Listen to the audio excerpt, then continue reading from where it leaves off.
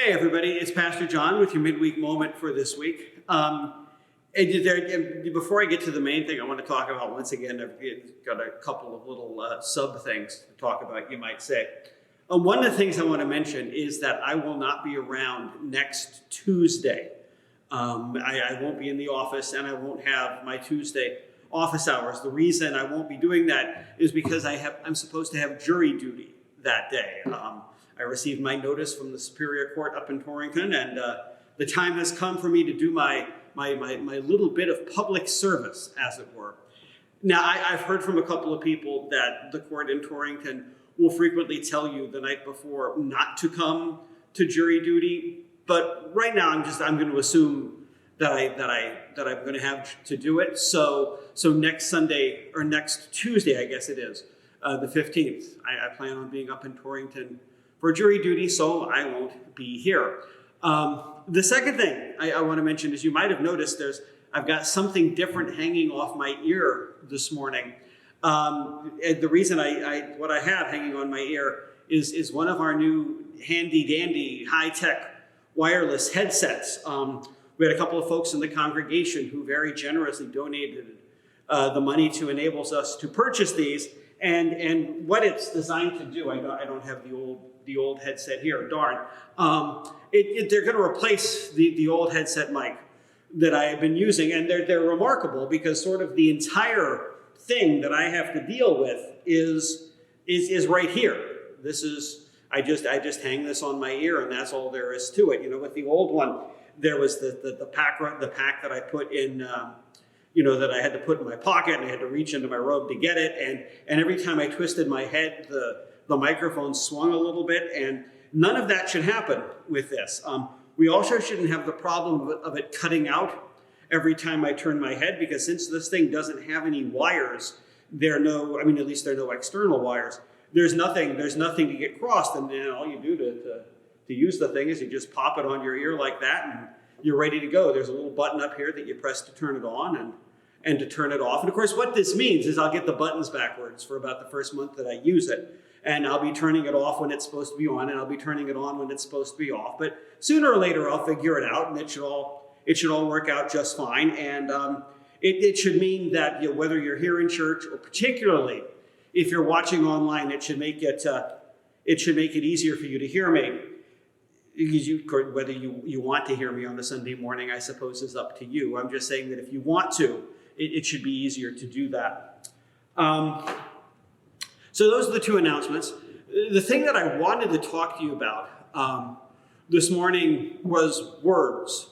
We all use words every day. Words are handy things. And English, as you might know, has the largest vocabulary of any major language in the world. And I mean, we have hands down the largest vocabulary of any language. And there's some historical reasons for that.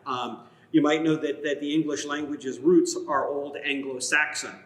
And in the Middle Ages, the Anglo-Saxon language got a big influx of words from Danish, because in the early Middle Ages, the Danes were constantly invading England. So we picked up some Danish words then.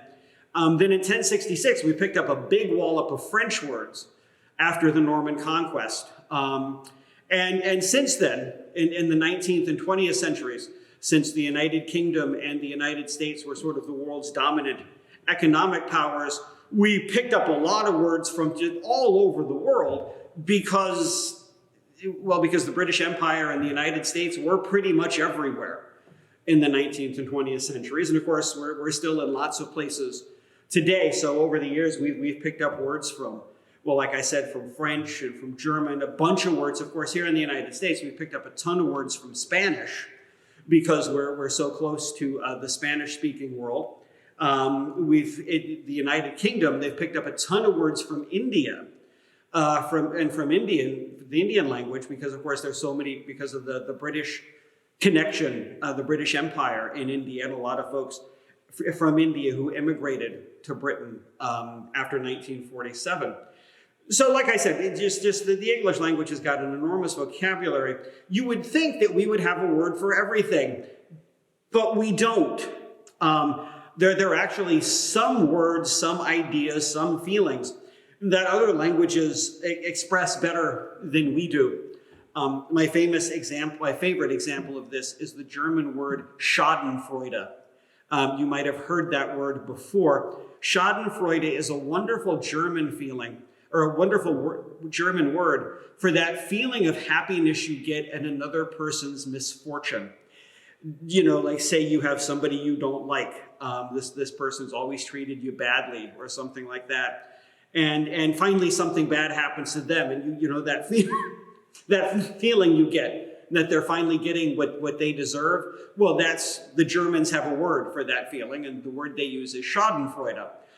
We do not have a word for that in English. Of course, that doesn't mean that people who speak English don't feel it, because of course we do. We all like it, actually, when bad things happen to other people, at least sometimes. It's just that English never had a word for it, and the Germans do.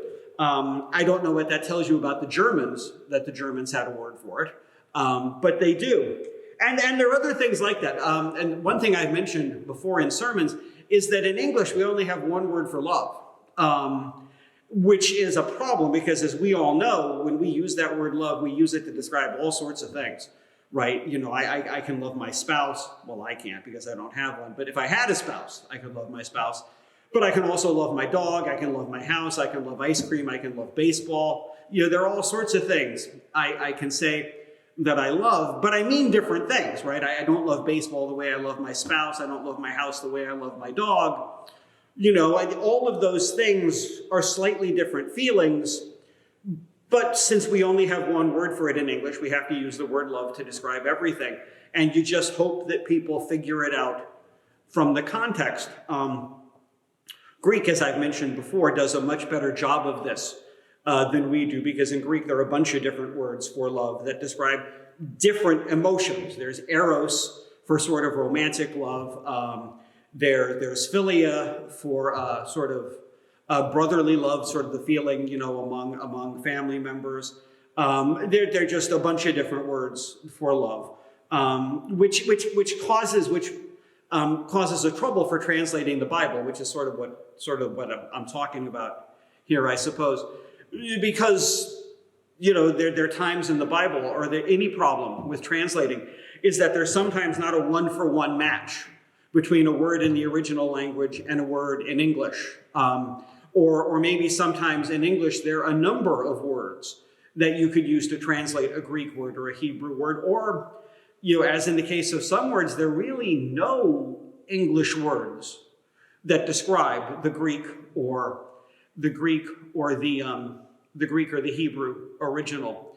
So that translating is always a bit of a mess, even though the English language has this enormous vocabulary. There are some key words that English just doesn't have, and that we've never picked up from anybody else.